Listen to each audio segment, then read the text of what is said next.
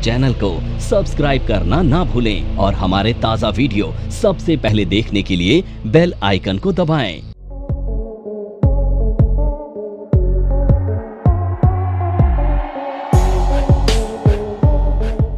Events क्या होती हैं, कैसे मार्केट में काम करती हैं। तो देखिए, जिस तरह से गाड़ी चलाने के लिए पेट्रोल की ज़रूरत होती है, डीजल की ज़रूरत होती है, उसी तरह से मार्केट को चलाने के लिए भी इवेंट्स की ज़रूरत होती है। क्या बिना पेट्रोल डीजल के गाड़ी चल सकती है? नहीं चल सकती। ठीक है, ठीक इसी तरह से जब मार्केट चलती है तो वो इवेंट के बेसिस पर चलती है। अब यहाँ पर दो चीज़ें समझने वाली हैं। पहली तो ये कि कोई भी जब इवेंट होती है तो उसका आउटकम या तो नेगेटिव आएगा या तो पॉजिटिव आएगा, दो ही आएंगे। और उन दो आउटकम के बाद मार्केट अपना रिएक्शन देगी, पॉजिटिव साइड पे या नेगेटिव साइड पे। तो हमेशा ध्यान रखो, मार्केट में जो भी मेजर इवेंट्स होती हैं उनके जो आउटकम होते हैं उनके बाद मार्केट एक रिएक्शन देती है। उसी रिएक्शन को हमें पहले प्रीएम्प्ट करना होता है अपनी नॉलेज के साथ, और जो ये कर पाता है वो मार्केट में हो जाता है कामयाब, और जो नहीं कर पाता है वो करता है लॉसेस। तो किसी भी रिजल्ट का आउटकम कैसा होगा, उसका रिएक्शन कैसा होगा, ये आज मैं तुम्हें पढ़ाने वाला हूं। ठीक है, तो तुम पहले से प्रीएम्प्ट कर पाओगे कि अगर ये हुआ तो मार्केट इस तरफ जाएगी, ये हुआ तो इस तरफ जाएगी, बेस्ड ऑन इवेंट्स। बहुत इंपॉर्टेंट एस्पेक्ट है मार्केट के पर्सपेक्टिव से, ध्यान रखिएगा। अब कुछ इवेंट्स हैं जो मैंने आपके लिए नोट डाउन की हैं, उनको मैं आपके सामने एक्सप्लेन करूंगा और एक्सप्लेनेशन में आपको बताऊंगा कि ये जो इवेंट्स होती हैं किस तरह से आपको समझनी है और किस तरह से अपनी पोजीशन बनानी है। ठीक है, सो कुछ मेजर इवेंट्स हैं। सबसे पहली, इलेक्शन का रिजल्ट। ये जो नेशनल इलेक्शन होता है, आप देखते हैं, ये बड़ा इंपॉर्टेंट होता है। ये है पहला मेजर इवेंट जो है नेशनल इलेक्शन। दूसरा जो मेजर इवेंट है ये है सेंट्रल बैंक मीट। अब देखो, इंडिया का सेंट्रल बैंक कौन है और अमेरिका का है ना, बैंक ऑफ जापान जापान का, बैंक ऑफ इंग्लैंड इंग्लैंड का। तो सारे सेंट्रल बैंक की जो मीट होती है वो बड़ी इंपॉर्टेंट होती है, ध्यान रखिएगा। स्पेशली हम अपने कंटेक्स्ट में बात करें तो आरबीआई, और यूएस क्योंकि दुनिया में सबसे बड़ी इकोनॉमी है तो फेड, दोनों इंपॉर्टेंट है। ठीक है, गवर्नमेंट बजट जो साल में एक बार होता है, मॉनसून, वॉर और ओपेक मीटिंग। ठीक है, तो ये 6 मेजर इवेंट्स हैं जिनको आपने देखना है। पहले हम डिस्कस करेंगे नेशनल इलेक्शन को। ये ध्यान रखना, नेशनल इलेक्शन 5 साल में आने वाली इवेंट है, बहुत इंपॉर्टेंट है। तो सबसे पहले हम डिस्कस करेंगे नेशनल इलेक्शन रिजल्ट को। ठीक है, अब लकीली तुम एक ऐसे फेज में हो जहां पर इलेक्शन का रिजल्ट अब बहुत जल्दी आने वाला है। 4 जून को हमारे नेशनल इलेक्शन का रिजल्ट आने वाला है और उसके बाद मार्केट एक बहुत बड़ा ट्रेंड पकड़ने वाला है। तो इलेक्शन क्या होते हैं वो सबको पता है, मुझे बताने की जरूरत नहीं, आप सब समझदार हैं। इलेक्शन क्यों कराया जाता है ये भी आप सबको पता है। अब इलेक्शन का रिजल्ट मार्केट के पर्सपेक्टिव से किस तरह से इंपॉर्टेंट है ये आपको नहीं पता, ये मुझे बताने की जरूरत है। तो वहां से शुरू करते हैं। देखिए, जब नेशनल इलेक्शन होते हैं तो आप जानते हैं हर 5 साल में होते हैं, और 5 साल में इसलिए होते हैं ताकि देश की लीडरशिप चुनी जा सके। ये लीडरशिप देश में देश को चलाने का काम करती है, और देश में बहुत सारी पार्टीज होती हैं। उन पार्टीज में से जिस भी पार्टी को मेजॉरिटी वोट मिल जाते हैं, मेजॉरिटी सीट्स मिल जाती हैं, वो पार्टी अपनी रूलिंग स्किल्स के साथ देश पे अगले 5 साल तक राज करती है। ठीक है, अब हमारे देश में जैसा कि आप जानते हैं, लोकसभा में हमारे पास 272 सीट्स का बहुमत होना चाहिए। अगर ये 272 सीट्स कोई भी पार्टी अपने दम पर जीत जाती है या फिर एक ग्रुप के द्वारा जीत जाती है, तब भी वो पार्टी पूरे देश का जो रूल है वो करने में सक्षम होती है।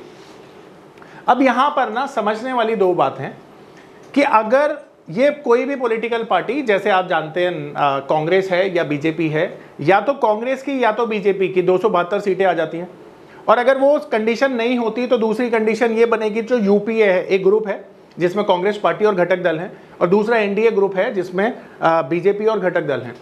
अब ये मिलकर या तो 272 सीटों का आंकड़ा पूरा कर लें तब भी देश में गवर्नमेंट बन जाएगी उसकी जो ये काम करेगा। ठीक है, तो हमारा जो मार्केट है ना, वो इस चीज में ज्यादा इंटरेस्ट लेता है कि कौन सी पार्टी कितनी सीटों के साथ आती है। अब मार्केट का इंटरेस्ट बीजेपी में नहीं है, मार्केट का इंटरेस्ट कांग्रेस में नहीं है, मार्केट का इंटरेस्ट किस चीज में? नंबर ऑफ सीट्स में। क्यों? क्योंकि अगर कोई भी पार्टी या कोई भी ग्रुप 272 सीट्स तक नहीं पहुंच पाया तो वो अगले 5 साल तक देश में राज नहीं कर पाएगा। हमारा एक पड़ोसी देश है, नाम है पाकिस्तान। पाकिस्तान में कोई भी सरकार 5 साल तक नहीं टिकती है, ये आप भी जानते हैं, मैं भी जानता हूं, और ऐसा गूगल पे आप चेक कर सकते हैं। अब ऐसा होने की ना सबसे बड़ी खामी कौन भुगतता है पता है आपको? देश के जो नागरिक हैं। क्यों? क्योंकि उन नागरिकों को अच्छा क्या नहीं मिल पाता? विकास नहीं मिल पाता। और विकास पता है क्यों नहीं मिल पाता? क्योंकि जो पार्टी 5 साल तक राज नहीं कर पाएगी वो अपनी पॉलिसीज भी नहीं बना पाएगी, उनका एग्जीक्यूशन भी नहीं कर पाएगी। तो मार्केट सबसे पहली चीज क्या चाहता है पता है? मार्केट सबसे पहली चीज ये चाहता है कि कोई भी सरकार बने वो पूरे 5 साल के लिए बने। देखो एक रिस्क होता है जिसे हम कहते हैं पॉलिटिकल रिस्क। अब ये पॉलिटिकल रिस्क पता है क्या होता है? ये पॉलिटिकल रिस्क वो रिस्क है जहां पर कोई भी सरकार 5 साल तक अपनी सरकार को चलाने में सक्षम नहीं होगी और उसकी सरकार गिर जाएगी और कोई दूसरी पार्टी आएगी या री इलेक्शन में सरकार चली जाएगी। अब ये सिचुएशन देश के लिए क्यों बहुत बुरी मानी जाती है वो समझ लो। जब भी देश में इलेक्शन होते हैं तो इलेक्शन में बहुत बड़ा खर्चा किया जाता है। ऑफिशियली 30,000 से 50,000 करोड़ तक का खर्चा आता है पूरे देश में, है ना, इलेक्शन का। ये तो ऑफिशियल आंकड़ा है, अनऑफिशियल तो आप भी जानते हैं देश में किस तरह से इलेक्शन होता है, मुझे बताने की जरूरत नहीं है। पर आप सोच के देखो कि 30,000 करोड़ से 50,000 करोड़ के बीच में अगर खर्चा आएगा तो इसमें हमारी कुछ अच्छी पॉलिसीज पूरे 5 साल के लिए चल सकती हैं। जैसे बेटी पढ़ाओ बेटी बचाओ, गरीबों का जो आप देखते हो बच्चों को मिड डे मील दिया जाता है, बड़ी बड़ी स्कीम चलाई जा सकती हैं। अब आप ये सोचो कि देश में 3 साल गवर्नमेंट चली और 3 साल के बाद री इलेक्शन हुआ और उसमें दोबारा से ये खर्चा हुआ, तो नुकसान किसका होगा? नुकसान होगा आपका। आप बोलेंगे सर हमारा कैसे नुकसान होगा? देखो भाई, टैक्स भी तो आप ही दे रहे हो, विकास भी तो आपके लिए ही हो रहा है। तो अगर ये इलेक्शन में 30,000 करोड़ एक्स्ट्रा नहीं खर्चा होते तो वो आप पे ही खर्चा होते। मान लेते 20-30% करप्शन भी होता, 70% पैसा तो आपके पास आता ना विकास के तौर पर। तो उस देश में विकास कभी नहीं होगा जहां पर पॉलिटिकल रिस्क रहेगा। और पॉलिटिकल रिस्क कब एलिमिनेट होता है? जब कोई भी पॉलिटिकल पार्टी अपने दम पर 272 सीटें जीत जाती है। और ये मार्केट के लिए बहुत पॉजिटिव क्यों माना जाता है? क्योंकि मार्केट इसे एक फंडामेंटल स्ट्रेंथ की तरह लेती है कि 5 साल ये सरकार चलेगी तो जो सरकार 5 साल चलेगी वो अपनी पॉलिसीज बना पाएगी, पॉलिसी को एग्जीक्यूट कर पाएगी, करप्शन नहीं होगा। तो जहां पे करप्शन नहीं होगा, स्टेबिलिटी आएगी, वहां पर क्या होगा? वहां पे ग्रोथ होगी। और स्टॉक मार्केट में आप किस लिए पैसा डालते हैं? ग्रोथ के लिए तो डालते हैं। अब ध्यान से समझिएगा, जहां पे पॉलिटिकल रिस्क नहीं होता ना, तो वहां पे जो FIIs आते हैं ना, FIIs उस कंट्री में कभी नहीं जाएंगे जहां पे पॉलिटिकल रिस्क है। पाकिस्तान में तुमने देखा कोई इन्वेस्टमेंट कर रहा है? पाकिस्तान से मेरा ऐसा कुछ पर्सनल कोई लड़ाई नहीं है, पर मैं क्यों बार बार उसका नाम दे रहा हूं? क्योंकि आप जानते हैं कि वहां पे पिछले 10 सालों में कोई स्टेबल गवर्नमेंट नहीं आई, बेचारे इसलिए परेशान है। भाई वहां के नागरिकों की क्या गलती है? वो तो आप जैसे हमारे जैसे ही हैं, पर गलत तो नेता कर रहे हैं। और भुगत कौन रहा है? भुगत देश रहा है ना? तो अब ये जो FIIs हैं, ये FIIs ऐसी कंट्री में इन्वेस्ट करेंगे जहां पर पॉलिटिकल स्टेबिलिटी होगी। अब पॉलिटिकल स्टेबिलिटी का मतलब है पॉलिसी फॉर्मेशन और एग्जीक्यूशन। और जब दोनों ही चीजें सही ढंग से होंगी तो क्या होगा? देश का विकास होगा, नहीं होगा? तो FIIs जब किसी कंट्री में अगले बड़े टेन्योर के लिए आते हैं तो उस देश की जो स्टॉक मार्केट है वो ऊपर जाती है। मेरी बात समझ में आ रही है? अब जब आपको ये समझ में आता है कि स्टॉक मार्केट लंबे बुल रन में है तो उसके लिए पैसा चाहिए ना, और वो पैसा कहां से आएगा? वो विदेशों से आता है।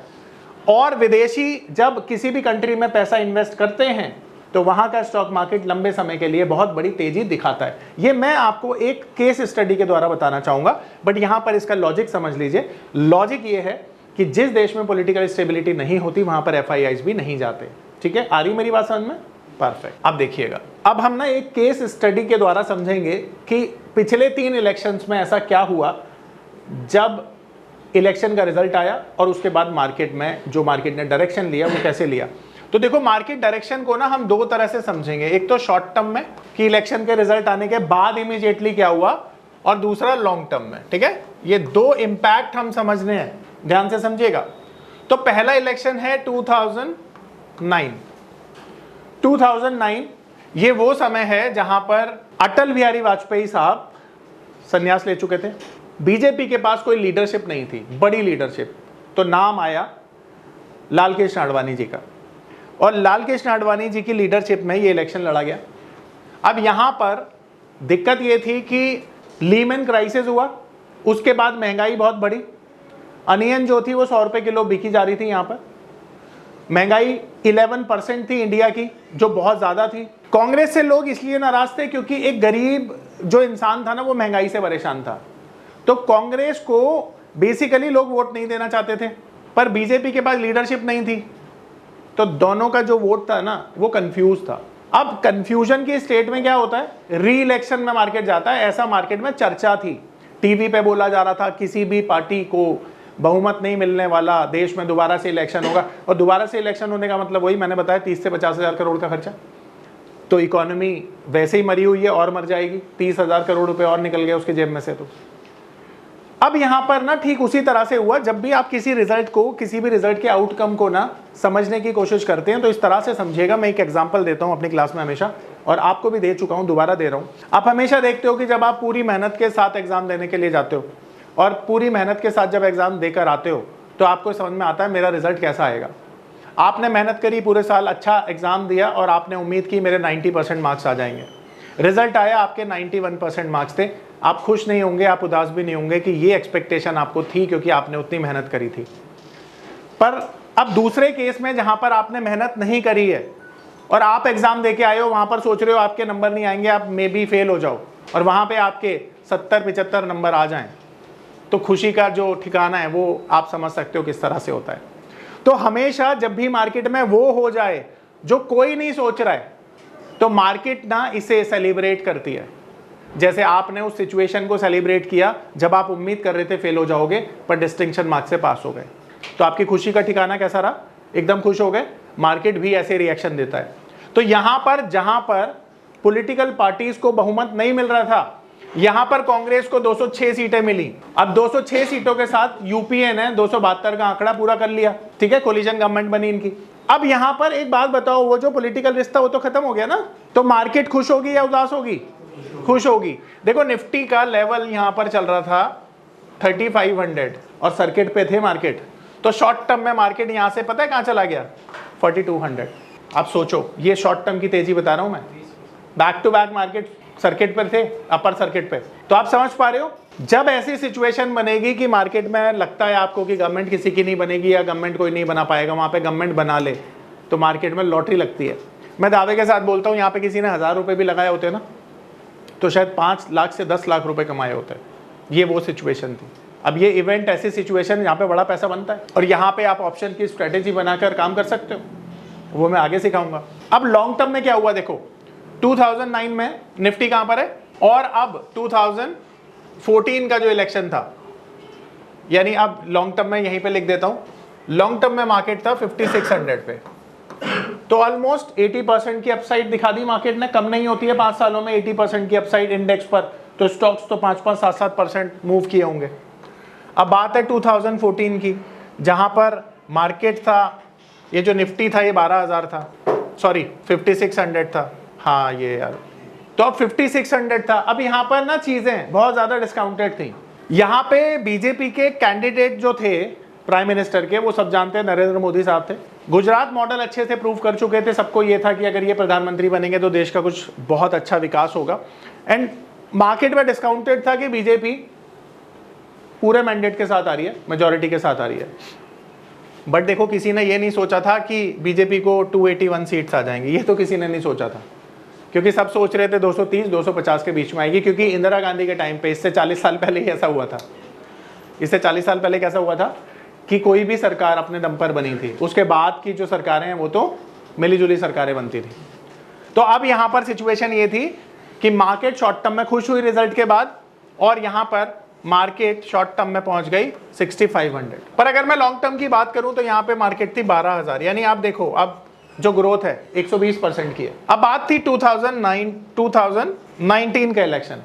देखो यहाँ पर मैं एक चीज बता देता हूँ, 2019 में ना ट्रेड वॉर जैसी सिचुएशन चल रही थी चाइना और अमेरिका के बीच में, जिसकी वजह से यहाँ पर सबको पता था बीजेपी आने वाली है।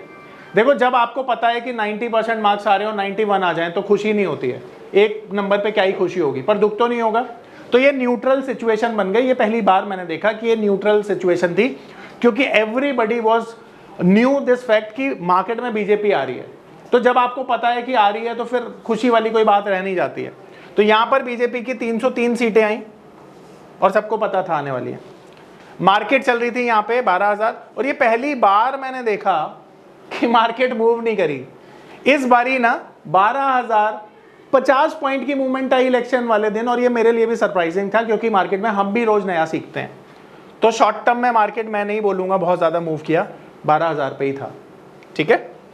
बट आज मार्केट कहां पर है? 23,000, तो डबल हो गया अगले 5 सालों में। अब इतनी सारी स्टोरी आपने सुनी होंगी कि अगर आपने किसी ढंग के शेयर में इन्वेस्ट किया जैसे टाटा मोटर्स, तो टाटा मोटर्स पिछले 5 सालों की अगर आप बात करते हो ना, तो टाटा मोटर्स 50 रुपए से आज 1,050 रुपए चल रहा है। कितने सालों में?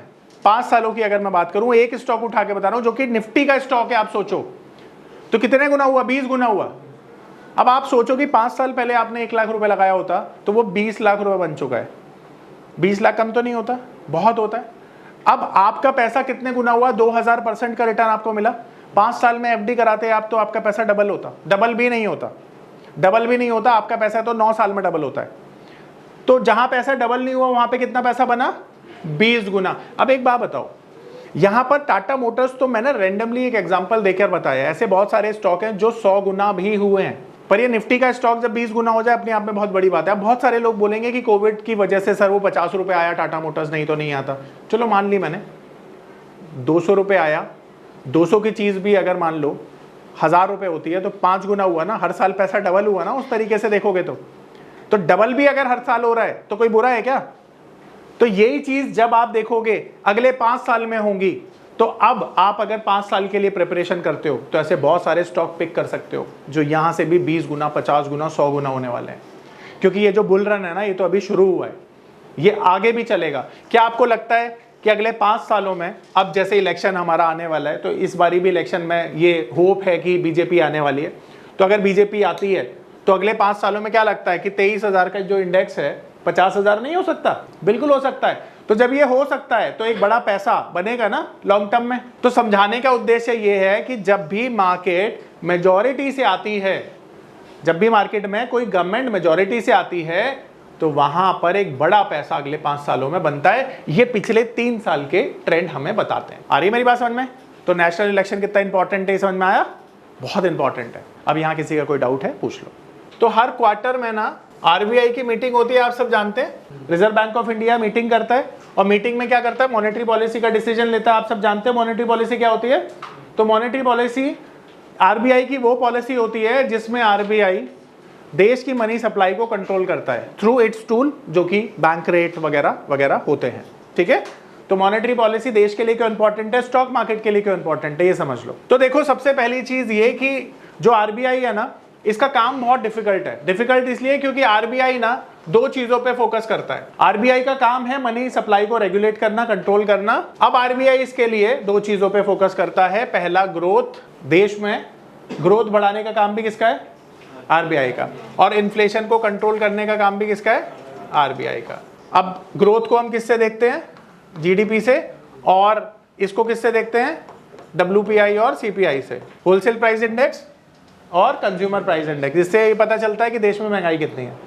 अब एक आरबीआई का ना बेंचमार्क होता है, ध्यान रखो, किस चीज का? इन्फ्लेशन का, ठीक है।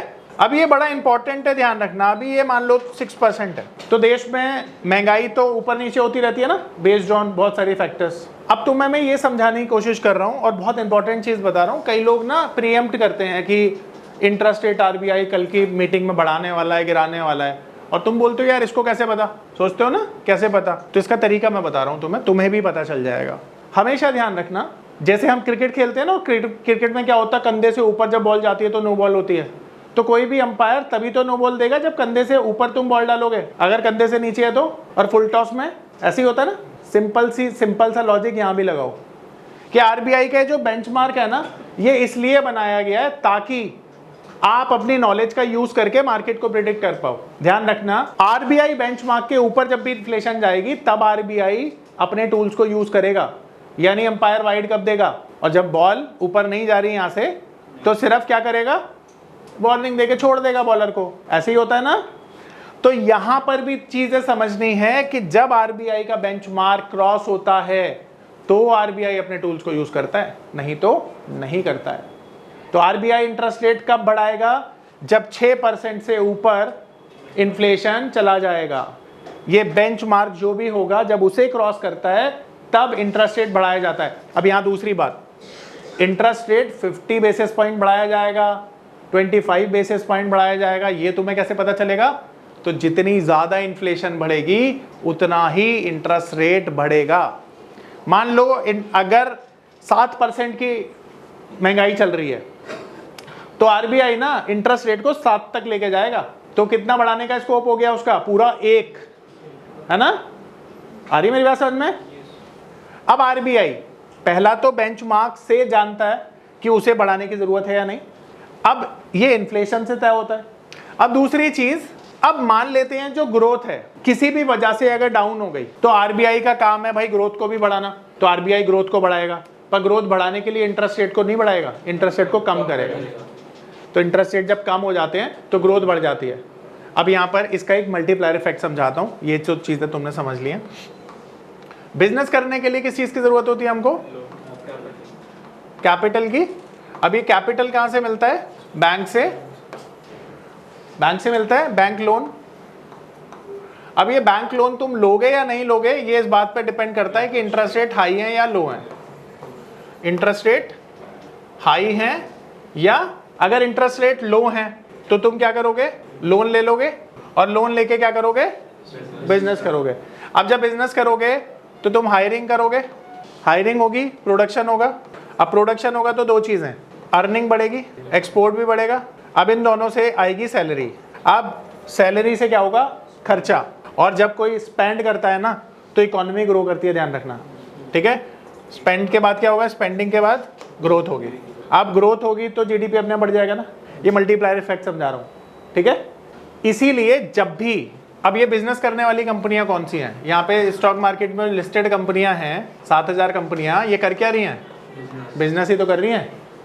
तो जब 7000 कंपनियां बिजनेस करेंगी और उनकी ग्रोथ होगी तो शेयर मार्केट में प्राइस ऊपर जाएगा नीचे जाएगा? ऊपर जाएगा। तो ये जो शेयर मार्केट है, ये इंटरेस्ट रेट जो है, ये जो शेयर मार्केट है, ये इंटरेस्ट रेट से किस तरह से इंपैक्ट होता है, समझ में आ रहा है? इस तरह से होता है। तो शेयर मार्केट को हमेशा क्या चाहिए? लो इंटरेस्ट रेट। जब भी इंटरेस्ट रेट बढ़ जाएंगे स्टॉक मार्केट गिर जाएगा, और जब स्टॉक मार्केट में इंटरेस्ट रेट कम हो जाएंगे तो इंटरेस्ट रेट स्टॉक मार्केट क्या होगा? चढ़ जाएगा। ये ऐसे कैलकुलेशन करना। आ रही बात समझ में? सिंपल था ना? पर आज से पहले तो नहीं पता था ना तुम्हें कि तो अरे तो बड़ी सिंपल कैलकुलेशन है। देखो इसीलिए ज़रूरत है मेरी तुम्हें, अदरवाइज गूगल पे तो बहुत सारी चीज़ें अवेलेबल हैं, बट ऐसे कोई नहीं समझाएगा, है ना? क्योंकि किसी को आता ही नहीं। यस, मानते हो? ये देखो कितना सिंप्लीफाई कर दिया मैंने। अब ये अपना लेना, पैसा बन जाएगा। बता रहा हूँ, इसमें बहुत कॉम्प्लेक्स नहीं है, चीज़ें बहुत आसान होती हैं, बट हम कॉम्प्लेक्स बना देते हैं उनको, ठीक है? अब तीसरी चीज़, गवर्नमेंट बजट। अब देखो ये गवर्नमेंट बजट क्या होता है पहले ये समझ लो। गवर्नमेंट बजट नॉर्मली गवर्नमेंट की इनकम और एक्सपेंडिचर का फाइनेंशियल स्टेटमेंट होता है। जैसे हम लोग क्या करते हैं, हम लोग बिजनेस करते हैं, उससे अर्निंग होती है, और बिजनेस के जो हमारे खर्चे होते हैं वो हमारा एक्सपेंस होता है, तो उसका जो स्टेटमेंट होता है वो हमारी बिजनेस स्टेटमेंट होती है। ठीक उसी तरह से गवर्नमेंट बजट क्या है? गवर्नमेंट की फाइनेंशियल स्टेटमेंट, जिसमें गवर्नमेंट अपनी इनकम के बारे में बताती है और कहाँ कहाँ खर्चा करने वाली है उसके बारे में बताती है, ठीक है? अब बजट 3 तरह का होता है। सबसे पहला होता है बैलेंस बजट। बैलेंस बजट वो होता है जहां पर सरकार की इनकम और सरकार के खर्चे दोनों इक्वल होते हैं, ठीक है? जो कि कभी भी होता नहीं है क्योंकि हमारे खर्चे हमेशा ज्यादा होते हैं। दूसरा बजट होता है जिसे हम कहते हैं सरप्लस बजट। ये ड्रीम बजट है जो कि मुझे नहीं लगता कभी हो पाएगा। सरप्लस बजट वो है जहां पे सरकार के खर्चे कम और इनकम ज्यादा है। तीसरा बजट है डेफिसिट, जो हमेशा होता है, जहां पे सरकार के खर्चे ज्यादा होते हैं, इनकम कम होती है, ठीक है? अब बजट को पढ़ना ना अपने आप में एक कला है, एक आर्ट है। तो बेसिकली हम क्या करते हैं ना, आप देखते हो कि गवर्नमेंट बजट जब आता है तो हर साल में 1 फरवरी को बजट आता है और उस दिन मार्केट की वॉलेटिलिटी बहुत ज़्यादा हाई होती है, आप देखते हो। अब ये बजट में तो 50 तरह की अनाउंसमेंट होती है, उससे आपका कोई मतलब नहीं है क्योंकि वो इंपॉर्टेंट है ही नहीं। बजट हम सुनते हैं अपने फायदे के लिए, ऐसे ही होता है। तो बजट में आप लोग क्या देखते हो कि आपका टैक्स कितना बच रहा है, यही बड़ा इंपॉर्टेंट है। कंपनीज क्या देखती हैं कि उनको क्या रिबेट मिल रही है इंपोर्ट एक्सपोर्ट ड्यूटी पर।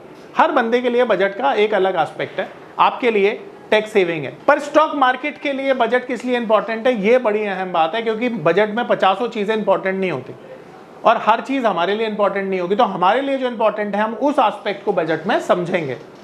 देखो सबसे पहली चीज होती है जो होती है फिस्कल डेफिसिट का नंबर।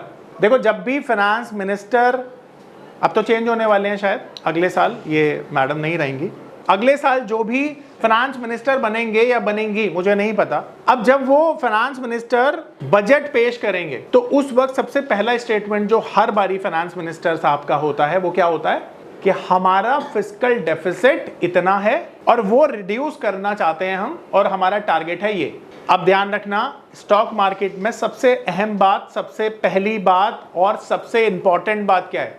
फिस्कल डेफिसिट का नंबर। फिस्कल डेफिसिट क्या होता है? जितना हमारे पास इनकम कम आई है खर्चों की तुलना में, वो हमारा फिस्कल डेफिसिट हो गया। ठीक है, आपके खर्चे हो गए 100 रुपए, इनकम हो गई 90 रुपए, 10 रुपए क्या हो गया? फिस्कल डेफिसिट हो गया। अब ये फिस्कल डेफिसिट क्यों इंपॉर्टेंट है पता है? क्योंकि जितने एफआईआईज आने वाले हैं वो इस नंबर को देखकर आएंगे। आपके देश की ग्रोथ का पता कैसे चलेगा? इसी से पता चलेगा। एक बात बताओ, हमारे देश की ग्रोथ तब होती है जब सरकारें डेवलपमेंट पे पैसा खर्च करती है। अगर रोड्स नहीं बनेंगी तो ये कंपनियों का जो प्रॉफिट्स है वो रिड्यूस हो जाएगा।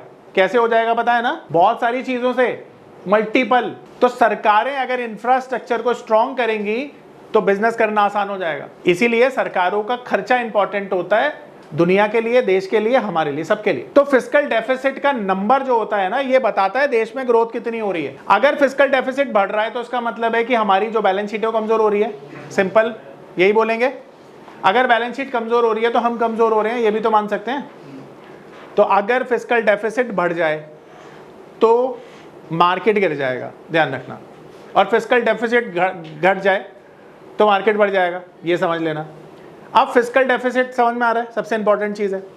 अब दूसरी चीज ये कि फिस्कल डेफिसिट का टारगेट क्या लेते हैं फाइनेंस मिनिस्टर। अगर टारगेट रिड्यूस का ले रहे हैं तो पॉजिटिव है, मार्केट चल जाएगा। आ रही बात समझ में? अब इसके बाद हमारे लिए क्या इंपॉर्टेंट है? तो देखो बजट में ना सबसे पहली जो अनाउंसमेंट है ना, जो हम सबके लिए इंपॉर्टेंट है, वो है टैक्स से रिलेटेड। अब ये समझ लो, अगर टैक्स में किसी भी तरह का रिबेट मिल गया, डिडक्शन मिल गया, तो क्या होगा? क्या होगा? पॉजिटिव होगा। अब देखो ये जो टैक्स है ना, ये पर्सनल टैक्स है, ठीक है। अब पर्सनल टैक्स अगर आपका कम हो जाता है तो क्या होगा? अच्छी बात है ये तो। अब पर्सनल टैक्स अगर मान लो कम हो गया तो इसके पॉजिटिव आउटकम क्या है वो समझना। अगर ये कम हुआ, जैसे इस बारी क्या हुआ था, तुमने देखा 5 लाख से बढ़ाकर टैक्स को 7 लाख तक कर दिया गया और 7 लाख तक कोई भी टैक्स नहीं था।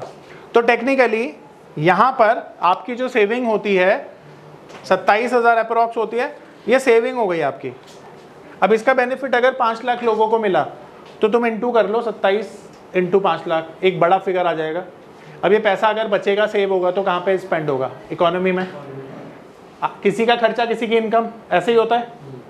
तो ये इनकम बढ़ जाएगी और इनकम बढ़ेगी तो किसी कंपनी को ही तो फायदा मिलेगा। अब जितने भी कंज्यूमर कंजम्पशन थीम है उन ये पैसा वहां जाएगा। तो इस अनाउंसमेंट के बाद ना कंजम्पशन शेयर, आईटीसी, एफएमसीजी, जितने भी स्टॉक्स हैं सारे रॉकेट हो जाएंगे। अब आपको समझ में ही नहीं आ रहा क्यों रॉकेट हो रहा है? इसलिए रॉकेट हो रहा है, समझ पा रहे हो? ये पैसा जब बचेगा तो इकोनॉमी में जाएगा और इकोनॉमी में जाएगा तो उन शेयर में जाएगा जो कंजम्पशन वाले शेयर हैं। दूसरी चीज, दूसरी अनाउंसमेंट होती है एक ट्रेडर, एक इन्वेस्टर के पर्सपेक्टिव से। देखो इन्वेस्टर 2 तरह के टैक्स देता है। पहला होता है LTCG, long term capital gain, और दूसरा होता है शॉर्ट टर्म कैपिटल गेन। ठीक है, ऐसे ही होता है। अब लॉन्ग टर्म कैपिटल गेन अगर घटा दिया या शॉर्ट टर्म कैपिटल गेन घटा दिया तो मार्केट को चाहिए क्या? यही तो चाहिए। मैं दावे के साथ बता रहा हूं, अगर ये कभी भी हुआ तो मार्केट में उस दिन अपर सर्किट लगने के चांसेस बहुत हाई होंगे, ध्यान रखना। और वाइसा वर्सा, अगर ये बढ़ा दिया तो ये नेगेटिव होगा, अगर घटा दिया तो पॉजिटिव होगा, किसी भी तरह का टैक्स। अब और कुछ टैक्सेस होते हैं जो एक ट्रांजैक्शन पर दिए जाते हैं, उसे कहा जाता है एसटीटी, सिक्योरिटी ट्रांजैक्शन टैक्स। अगर इसको भी घटा दिया गया तो भी मार्केट के लिए पॉजिटिव होगा, याद रखना मेरी बात, ठीक है? याद रखना मेरी बात। तो समझ पा रहे हो, बजट में आपको ये सारी चीजें देखनी होती हैं। तो मॉनसून का मतलब क्या होता है आपको पता है ना? ये एक सीजन होता है जो भारत में नॉर्मली आप देखते हो कि मई से लेकर और सितंबर तक के बीच में आजकल होता है। ग्लोबल वार्मिंग की वजह से आजकल तो क्या हो रहा है, थोड़ा अनबैलेंस्ड हो रहा है। अब ये मॉनसून क्यों इंपॉर्टेंट है और क्यों एक बड़ी इवेंट है, ये ध्यान से समझना। देखो जब हम आज़ाद हुए थे 1947 में, तो जो एग्रीकल्चर में कंट्रीब्यूशन था ना हमारा, वो था 72%, ठीक है। और आज 2024 में हम 18% पे हैं। अब ये एक अच्छी बात ये है क्योंकि हम डेवलप कंट्री बन चुके हैं, और डेवलप कंट्री बनना कोई बुरी बात नहीं है, अच्छी बात है। अब यहाँ पर चैलेंज सिर्फ एक आता है कि जो हमारे यहाँ पर आज के समय में खेती होती है, ठीक है, बहुत सारे किसानों के पास इरिगेशन फैसिलिटी ना होने की वजह से वो मॉनसून पर निर्भर होती है। आज अगर छोटे छोटे जो हमारे किसान भाई हैं, अगर मॉनसून समय पे ना आए, सही तरीके से ना आए, तो उनकी फसलें खराब हो जाती हैं, ज़्यादा आ जाए तो भी तकलीफ है। तो हमारे देश में अधिकतर जो किसान हैं वो मॉनसून बेस्ड खेती करते हैं, क्योंकि उनके पास पैसे की कमी है, टेक्नोलॉजी नहीं अफोर्ड कर सकते, छोटे हैं, तो मॉनसून बेस्ड है। और चैनलाइजेशन नहीं हुआ है रिवर्स का, जिसकी वजह से आज आप देखते हो कुछ कमी है कंट्रीज में। अब यहाँ पर सवाल ये उठता है कि अच्छा मानसून और बुरा मानसून कैसे पता चलता है। तो देखो सिंपल सा एक तरीका बताता हूँ तुमको। 100 के अबव मानसून आए तो ये अच्छा होता है, 105 के बियॉन्ड में नहीं होना चाहिए, ये अच्छा है, ठीक है। और अगर बिलो 100 है तो ये क्या है, ये लेस मानसून होता है। बिलो 100 है तो लेस है, ये कम है, ठीक है। आ रही मेरी बात समझ में। अब मानसून जब बेहतर आता है, अच्छे परसेंटेज में, ये ध्यान रखना है परसेंटेज में होता है। अब यहां पर समझने वाली एक बात है कि जब मानसून कम आएगा तो क्या होगा। देखो मल्टीप्लायर इफेक्ट समझना। समझने वाली बात यह है कि जब भी मानसून कम आता है, कम मानसून से पता क्या होगा, फसलें कम होंगी, फसलें कम होगी, किसान की इनकम कम होगी, इनकम कम होगी तो जो किसान ने लोन लिया है वो डिफॉल्ट करेगा, और दूसरी चीज़ें महंगी हो जाएंगी। तो कम मानसून से क्या होता है, इन्फ्लेशन बढ़ती है। एनपीए समझते हो, किसानों के नॉन परफॉर्मिंग एसेट जो लोन डिफॉल्ट होता है उसे एनपीए बोलते हैं। तो किसानों की तरफ से ये होता है। और रूरल डिमांड कम होती है, जो एफएमसीजी चीज़ें बिकती है ना, डाबर के प्रोडक्ट, एचयूएल के प्रोडक्ट जो गांव साइड में बिकते हैं, जब किसान के पास पैसा कम होगा तो कमी तो खरीदेगा, रूरल डिमांड कम हो जाती है। और सबसे बड़ी बात, ये इन्फ्लेशन पता है क्यों बढ़ती है, क्योंकि रॉ मटेरियल महंगा हो जाता है, ठीक है। तो ये सारी की सारी चीज़ें किससे होती हैं, मानसून कम आने से। तो मानसून अगर अच्छा आएगा तो क्या होगा, ये सारी चीज़ें नहीं होंगी, जिससे ग्रोथ होगी। अब एक और चीज़, जब इन्फ्लेशन बढ़ेगी तो आरबीआई इंटरेस्ट रेट बढ़ाएगा, इंटरेस्ट रेट बढ़ते ही मार्केट नीचे आ जाएगा। तो ये सारे कनेक्टेड हैं, ठीक है। तो ये मानसून एक बहुत बड़ी मेजर इवेंट होती है।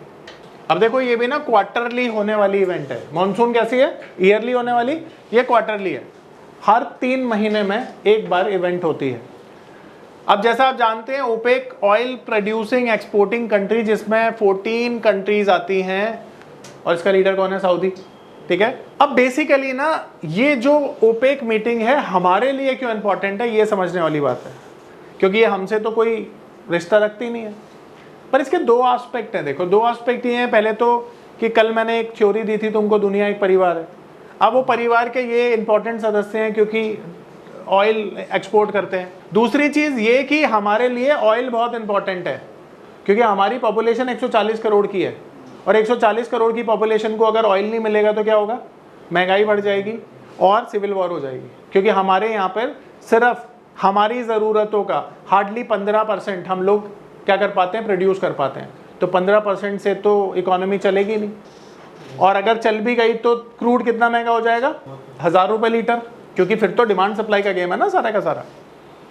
अब इसीलिए ना हमारे जो देश में जो भी थिंक टैंक हैं वो ऐसी पॉलिसीज़ बना रहे हैं कि हमारी डिपेंडेंसी कम हो जाए, तभी हम ईवी को भर जोर से अप्लाई करना चाहते हैं। हम इथेनॉल स्टोरी को बढ़ावा दे रहे हैं। अब ये होने पर मुझे ऐसा लगता है अगले 5 साल में हम काफ़ी हद तक इन चीज़ों को अचीव कर लेंगे, और हमारी डिपेंडेंसी 60% तक कम हो जाएगी, ऐसा मुझे लगता है। हो सकता है, माइट बी रॉन्ग, पर अगर 60% तक हमारी डिपेंडेंसी कम हो गई तो you will see a new Bharat, क्योंकि हम फिर और ज़्यादा स्ट्रांग हो जाएंगे। क्योंकि हमारे जब इंपोर्ट बिल कम होंगे तो हमारा जो ट्रेड सरप्लस है वो पॉजिटिव होगा, हमारी करेंसी मजबूत हो जाएगी, महंगाई कम हो जाएगी, क्योंकि महंगाई डायरेक्टली प्रोपोर्शनेट होती है तेल की कीमतों से। अब ये जो तेल की कीमतें अगर हमें इम्पैक्ट ही नहीं करेंगे तो हमारे कितने सारे रिस्क खत्म हो जाएंगे।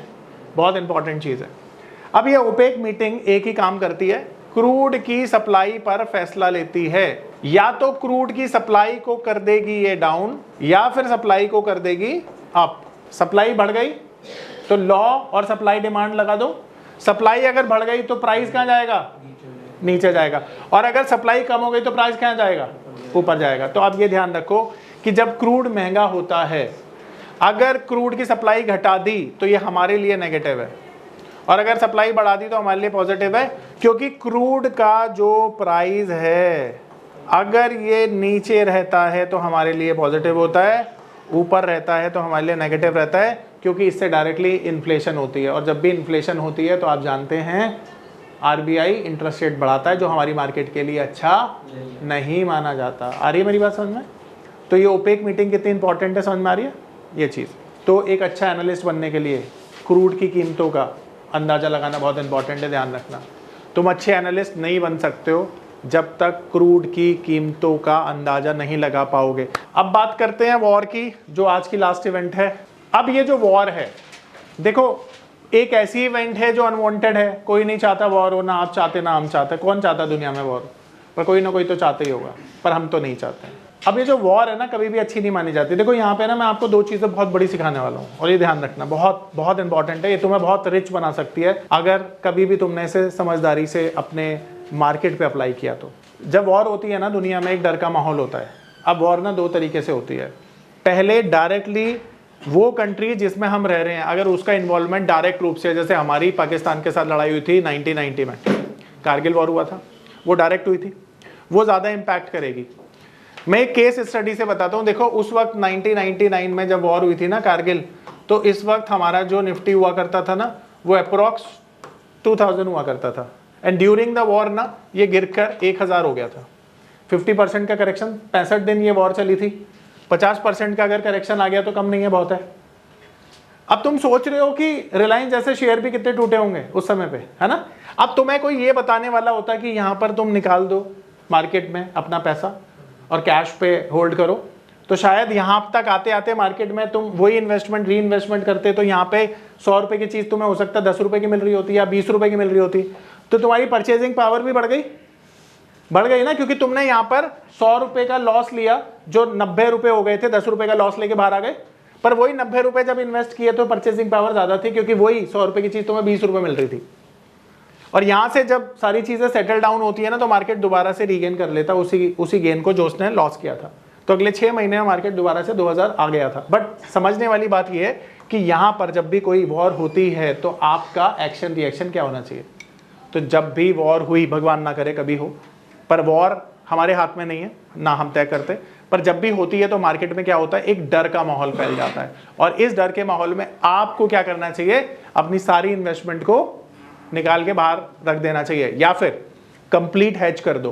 कंप्लीट हेज समझते हो कि मार्केट में अगर मार्केट नीचे भी जाए तो अपनी पोजीशन को हेज कर दो, ताकि तुम्हारा कुछ ना बिगड़े।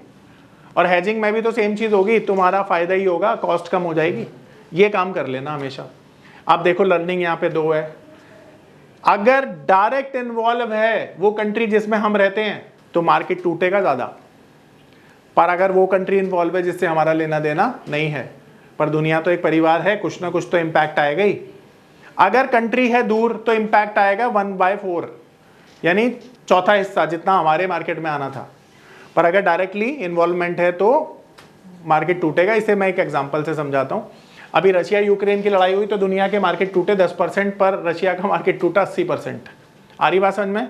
डायरेक्ट इन्वॉल्वमेंट था, 80% टूट गए। तो अगर किसी दूसरी कंट्री में लड़ाई होती है तो वहां पे माल बेचने की जरूरत नहीं है, सिर्फ हेजिंग कर देना।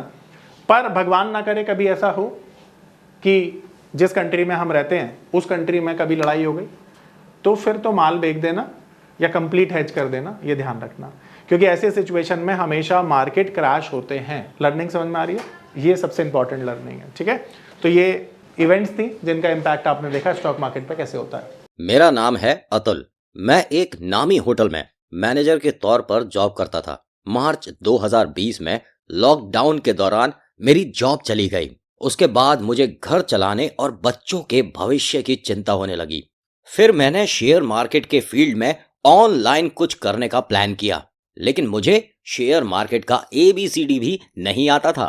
फिर मैं एक ऐसे प्लेटफॉर्म को खोजने लगा जो मुझे घर बैठे सही और सरल भाषा में शेयर मार्केट में ट्रेडिंग करना सिखा सके। तभी मुझे मिला NIFM का online education platform www.onlinenifm.com।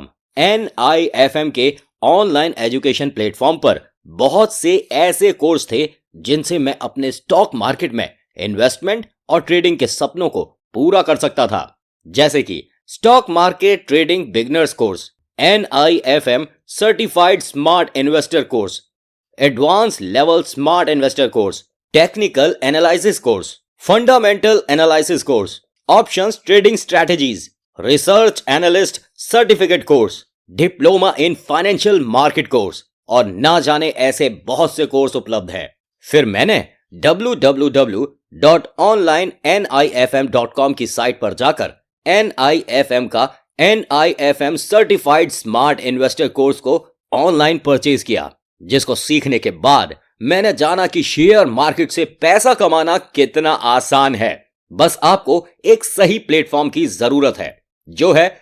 www.onlinenifm.com। NIFM के ऑनलाइन प्लेटफॉर्म की वजह से मैंने लॉकडाउन के दौरान शेयर मार्केट से अच्छी इनकम भी जनरेट की।